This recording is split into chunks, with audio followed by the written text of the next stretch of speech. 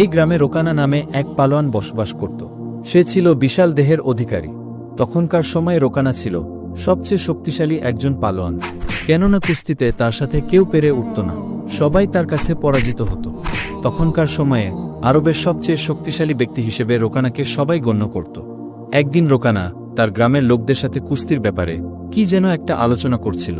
ঠিক সেই সময় সেখানে একজন ব্যক্তি এসে সকলকে উদ্দেশ্য করে বলল, তোমরা কি জানো মক্কায় একজন নবী এসেছেন, যার নাম মুহাম্মদ সাল্লাল্লাহু আলাইহি ওয়াসাল্লাম, এবং তিনি আল্লাহর প্রেরিত একজন রাসূল, এবং তার উপর আসমানি কিতাব পবিত্র কোরআন নাজিল হয়েছে, এবং তার কথা শুনে সবাই দলে দলে ইসলাম ধর্ম গ্রহণ করছে।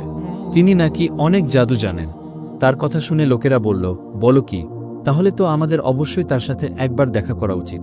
কিছুক্ষণ পর রোকানা তাদেরকে বলল, যদি সত্যি তিনি আল্লাহর প্রেরিত রাসূল হয়, তাহলে তো আমাকে অবশ্যই তার সাথে কুস্তি লড়তে হবে এবং তাকে সেই কুস্তিতে পরাজিত করতে হবে। এভাবে রোকানা পালোয়ান সেখান থেকে সোজা তার বাড়িতে চলে গেল। রোকানার একটি পুত্র সন্তান ছিল, যার নাম ছিল ইয়াজিদ। সেও তার বাবার মতো অনেক শক্তিশালী একজন পালোয়ান ছিল, এবং সেও তার বাবার মতো কখনো কোনো কুস্তি লড়াইয়ে হারেনি। রোকানা তার ছেলেকে বলল, আমি লোকের মুখে শুনলাম মক্কায় মুহাম্মদ সাল্লাল্লাহু আলাইহিস সালাম নামে একজন নবী আছে।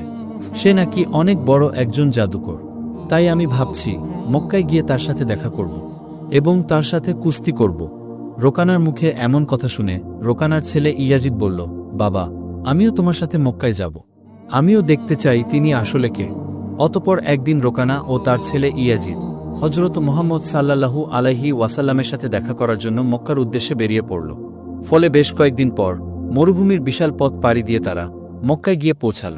কিন্তু মক্কায় পৌঁছানোর পর রোকানা দেখতে পেল তার নিজের মনের ভিতর কেমন জানি এক অন্যরকম শান্তি অনুভব করছে।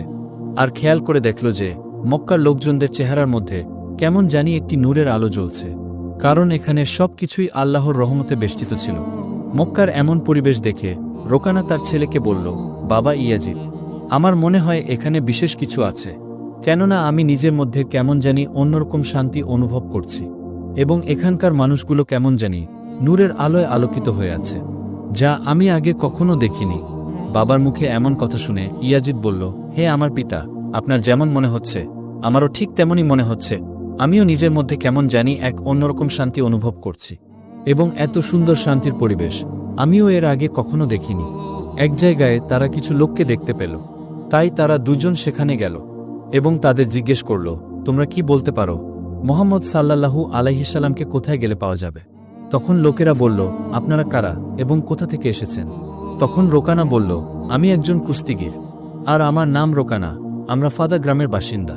তখন লোকেরা বলল, মুহাম্মদ সাল্লাল্লাহু আলাইহিস সালাম আমাদের নবী, তিনি আল্লাহর প্রেরিত রাসূল, এখন তিনি মসজিদে বসে আছেন।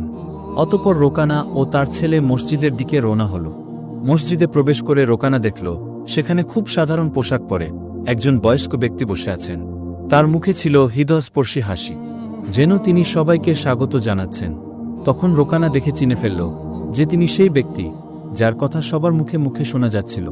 এরপর রোকানা ওনার নিকটে যায় এবং মুহাম্মদ সাল্লাল্লাহু আলাইহিস সালামকে সালাম দেয় এবং বলে, হে মুহাম্মদ, তুমি কি সেই ব্যক্তি যার নাম আমি লোকের মুখে মুখে শুনেছি? তুমি নাকি আল্লাহর প্রেরিত রাসূল? তখন মুহাম্মদ সাল্লাল্লাহু আলাইহিস সালাম বললেন, হ্যাঁ, তুমি ঠিকই শুনেছ, কিন্তু তুমি কে এবং কোথা থেকে এসেছ? তখন রোকানা বলল, আমি অনেক দূর থেকে আপনার খোঁজে এখানে এসেছি। আমার নাম রোকানা, আমি একজন অনেক বড় পালোয়ান। পুরো পৃথিবীতে আমার থেকে শক্তিধর পালোয়ান আর কেউ নেই। আমি আজ পর্যন্ত কোনো কুস্তিতে হারিনি। তখন রাসূল পাক সাল্লাল্লাহু আলাইহিস সালাম খুবই ভদ্রতার সাথে রোকানাকে বললেন, ওয়ালাইকুম আসসালাম, তুমি বসো, তোমার সাথে আমার অনেক কথা আছে। অতঃপর রাসূল সাল্লাল্লাহু আলাইহিস সালামের কথা শুনে রোকানা ভাবতে লাগল, উনি আবার আমার সাথে কিসের কথা বলবেন। তখন রাসূল সাল্লাল্লাহু আলাইহিস সালাম তার ইসলামের দাওয়াত নিয়ে সবাইকে ইসলামের দাওয়াত দেওয়ার মতোই সে অনুযায়ী রোকানাকেও দাওয়াতের উদ্দেশ্যে বললেন, হে রোকানা, তুমি আল্লাহকে ভয় করো। তোমার শরীরে এত শক্তি যিনি দিয়েছেন, তোমাকে এত বড় পালোয়ান যিনি বানিয়েছেন, সে মহান আল্লাহর কাছে নিজেকে আত্মসমর্পণ করো এবং সে মহান স্রষ্টার প্রতি ঈমান আনো, আর আমাকে সেই মহান আল্লাহর রাসূল হিসেবে মেনে নাও। তখন রোকানা রাসূল সাল্লাল্লাহু আলাইহিস সালামকে বলল, হে মুহাম্মদ, তুমি এসব কি বলছো? আমি তো এসেছি তোমার সাথে কুস্তি লড়ার জন্য, কারণ আমি শুনেছি তুমি নাকি আল্লাহর প্রেরিত রাসূল। তুমি নাকি অনেক জাদু জানো, তাই তোমার এত ক্ষমতার কথা শুনে আমি তোমার সাথে কুস্তি লড়ার জন্য এসেছি। আর তুমি আমাকে বলছো ইসলাম গ্রহণ করতে। তখন দয়াল নবী রাসূল সাল্লাল্লাহু আলাইহিসসালাম রোকানাকে বললেন, হে রোকানা, তুমি আমার সাথে কুস্তি লড়তে চাও, কিন্তু আমি তো কুস্তি লড়ি না। এসব তো আমার কাজ না, এসব পালোয়ানদের কাজ। তখন রোকানা রাসূল সাল্লাল্লাহু আলাইহিসসালামকে বললেন, হে মুহাম্মদ, আমি তো এত অজুহাত শুনতে চাই না। আমি শুনেছি তোমার নাকি অনেক ক্ষমতা, তুমি নাকি অনেক জাদুবিদ্যাও জানো। তুমি তো আল্লাহর রাসূল, তাহলে তোমার ক্ষমতা দিয়ে তুমি আমাকে কুস্তিতে হারিয়ে দেখাও। তখন দয়াল নবী রাসূল সাল্লাল্লাহু আলাইহিসসালাম বললেন, হে রোকানা, তুমি যেহেতু এত জোরাজুরি করছো, তাই আমি একটি শর্তে তোমার সাথে কুস্তি লড়তে রাজি আছি। তখন রোকানা বলল, কি শর্ত, বলো তো শুনি। তখন দয়াল নবী মায়ার নবী রাসূল সাল্লাল্লাহু আলাইহিসসালাম বললেন, হে রোকানা, তুমি যদি আমার সাথে কুস্তি লড়াইয়ের পর হেরে যাও, তাহলে তোমাকে ইসলাম গ্রহণ করতে হবে, আর আমাকে আল্লাহর প্রেরিত রাসূল হিসাবে মেনে নিতে হবে। এরপর রোকানা ভাবতে লাগল, সামান্য একজন হুজুর আমাকে হারাবে, যার আমার মতো চোরা বুক নেই, আমার মতো শক্তিও নেই। আমি হলাম পৃথিবীর শ্রেষ্ঠ পালোয়ান, আমাকে আজ পর্যন্ত কেউ হারাতে পারেনি। আর মোহাম্মদ সামান্য একজন হুজুর, সে আমাকে কিভাবে হারাবে? সে তো আমার সামনে এক মিনিটও টিকতে পারবে কিনা সন্দেহ। এভাবে রোকানা রাসূল সাল্লাল্লাহু আলাইহিসসালামকে তুচ্ছতাচ্ছিল্য বলে গণ্য করল। অতঃপর রাসূল সাল্লাল্লাহু আলাইহি ওয়াসাল্লামকে বলল, হে মুহাম্মদ, ঠিক আছে, আমি তোমার শর্তে রাজি। তুমি আমাকে হারাতে পারলে আমি তোমাকে আল্লাহর নবী হিসেবে মেনে নেব এবং আল্লাহর প্রতি ঈমান এনে ইসলাম গ্রহণ করে নেব। এরপর যথারীতি লড়াইয়ের জন্য এক বিশাল ময়দানের আয়োজন করা হলো এবং সে লড়াই দেখার জন্য সবাই প্রস্তুতি নিতে থাকল এবং তা দেখতে দূর দূরান্ত থেকে মানুষ আসতে লাগল রাসূল সাল্লাল্লাহু আলাইহিসসালাম ও শ্রেষ্ঠ পালোয়ান রোকানার লড়াই দেখার জন্য। অতঃপর নির্ধারিত সময় অনুযায়ী লড়াই শুরু হল। একে একে দয়াল নবী রাসূল সাল্লাল্লাহু আলাইহিসসালাম ও রোকানা কুস্তির ময়দানে হাজির হল। এরপর দুজনের মধ্যে লড়াই শুরু হয়ে গেল। রোকানা রাসূল সাল্লাল্লাহু আলাইহিসসালামকে আঘাত করার জন্য রাসূলের দিকে তেড়ে আসলো। তখন রাসূল পাক খুব সহজেই রোকানাকে উপরে তুলে একটি আছাড় দিল। এক আছাড় দিলে রোকানা মাটিতে লুটিয়ে পড়ে এবং তার অনেকটা শক্তি হারিয়ে ফেলে। এরপর রাসূল সাল্লাল্লাহু আলাইহিসসালাম বললেন, হে রোকানা, তুমি হেরে গেছো। এখনও কি তুমি আমার সাথে লড়াই করবে? হে রোকানা, তুমি ইসলাম গ্রহণ করে নাও, আমাকে নবী হিসাবে মেনে নাও, আর নিজের পরাজয় মেনে নাও। তখন রোকানা বলল, হে মোহাম্মদ, তুমি আমাকে আরেকটু সুযোগ দাও, এবার আমি তোমায় হারিয়ে ছাড়ব।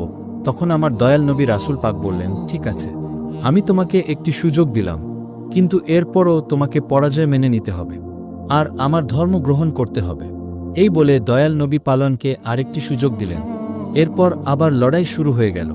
এবার রোকানা তেড়ে আসে রাসূল সাল্লাল্লাহু আলাইহিসসালামকে আঘাত করার জন্য এবং আগের মতোই আবারও রাসূল সাল্লাল্লাহু আলাইহিসসালাম রোকানাকে উপরে তুলে মাটিতে আছাড় দেয়।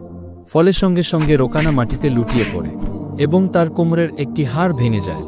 অতঃপর নবীজি রোকানাকে বললেন, হে রোকানা, তুমি এবার নিজের পরাজয় মেনে নাও আর আল্লাহর প্রতি ঈমান আনো এবং আমাকে আল্লাহ প্রেরিত রাসূল হিসাবে মেনে নাও।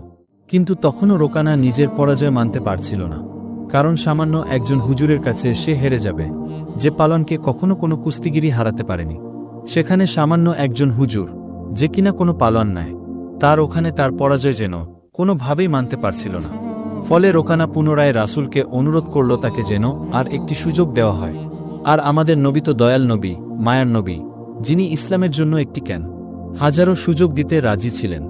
রাসূল বললেন, ঠিক আছে রোকানা, তোমাকে আরেকটি সুযোগ দিলাম, কিন্তু এবার না পারলে তোমাকে আমার শর্ত মেনে নিতে হবে।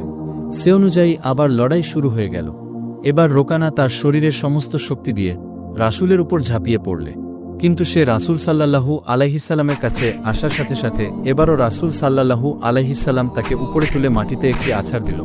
এবারও আছাড় খেয়ে রোকানা মাটিতে লুটিয়ে পড়ল। কোনোভাবেই সে আর উঠতে পারল না এবং সে তার শরীরের সমস্ত শক্তি হারিয়ে ফেললে। এবার সে বুঝতে পারল, আসলে মুহাম্মদ সাল্লাল্লাহু আলাইহিসসালাম সাধারণ মানুষ নয়, তিনি আল্লাহর প্রেরিত রাসূল, আর ইসলামই হল শ্রেষ্ঠ ধর্ম। অতঃপর রোকানা রাসূল সাল্লাল্লাহু আলাইহিসসালামকে বলল, হে আল্লাহর নবী, আমি বুঝতে পারছি আপনি সত্যিই আল্লাহর একজন রাসূল, আর আপনার ধর্মই শ্রেষ্ঠ ধর্ম। আমি আপনাকে নবী হিসাবে স্বীকার করছি। তখন হযরত মুহাম্মদ সাল্লাল্লাহু আলাইহিসসালাম বললেন, এবার বুঝলে তো, আসলে আমরা কেউ কখনো শক্তিশালী নেই। আল্লাহর ইচ্ছায় আজ তোমাকে আমি হারাতে পেরেছি, আর আল্লাহর ইচ্ছায় তুমি আজ এত বড় পালোয়ান হতে পেরেছ। আল্লাহ যদি না চাইতেন তাহলে আমি কখনোই তোমাকে হারাতে পারতাম না। তিনি আমাকে এত শক্তি দিয়েছেন, তাই তুমি আজ আমার মতো সামান্য একজন মানুষের কাছে পরাজিত হয়েছ। রাসূল সাল্লাল্লাহু আলাইহিসসালামের কথাগুলো শুনে রোকানা সাথে সাথে ইসলাম ধর্ম কবুল করে নিল।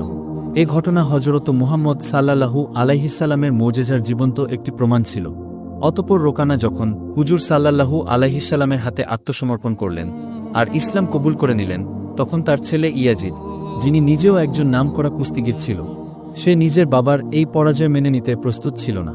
তার মনে এক গভীর আত্মবিশ্বাস ছিল যা রাসূল সাল্লাল্লাহু আলাইহিসসালামকে চ্যালেঞ্জ করতে বাধ্য করেছিল।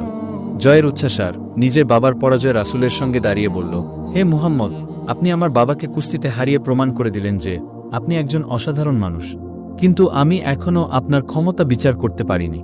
আপনি কি আমার সঙ্গে কুস্তি লড়বেন? হুজুর পাক ইয়াজিদের চোখের দিকে তাকিয়ে তার চ্যালেঞ্জ গ্রহণ করে নিলেন, কারণ তিনি জানতেন যে ইয়াজিদের মনে এখনও সন্দেহ আছে, তাই তার জন্য ঈমানের আলোর প্রয়োজন। তখনই ইয়াজিদ নিজেকে লড়াইয়ের জন্য প্রস্তুত করল, কারণ সেও নিজের বাবার মতোই শক্তিশালী ছিল, আর সে কখনো কারো কাছে পরাজিত হয়নি।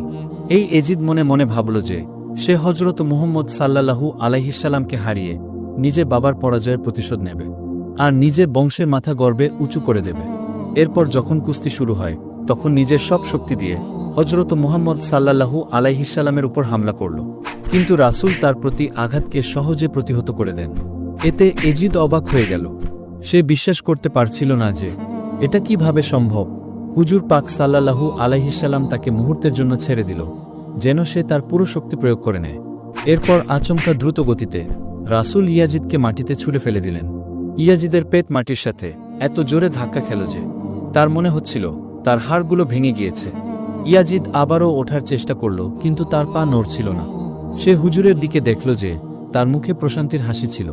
অতঃপর রাসূল ইয়াজিদের হাত ধরে তাকে উঠিয়ে বললেন, হে ইয়াজিদ, তুমি একজন সাহসী যুবক, কিন্তু মনে রাখবে প্রকৃত ক্ষমতা আল্লাহ রাব্বুল আলামিনের হাতে রয়েছে। আজ তুমি নিজের চোখে দেখে নিয়েছ যে আল্লাহ রাব্বুল আলামিন নবীকে কেমন শক্তি দান করেছেন। এখনও কি তোমার মনে কোনো সন্দেহ বাকি আছে? এমন কথা শুনে ইয়াজিদের চোখ থেকে পানি পড়তে লাগল। সে হুজুরের সামনে আত্মসমর্পণ করে বলল, হে আল্লাহর রাসূল, আমি আজ আমার জীবনের সবচেয়ে বড় শিক্ষা পেয়েছি। আমি সাক্ষ্য দিচ্ছি যে আল্লাহ ছাড়া কোনো মাবুদ নেই, আর মুহাম্মদ সাল্লাল্লাহু আলাইহিসসালাম সত্যিকারের রাসূল। অবশেষে তারা সকলেই ইসলাম গ্রহণ করে সুখ শান্তিতে বসবাস করতে লাগল।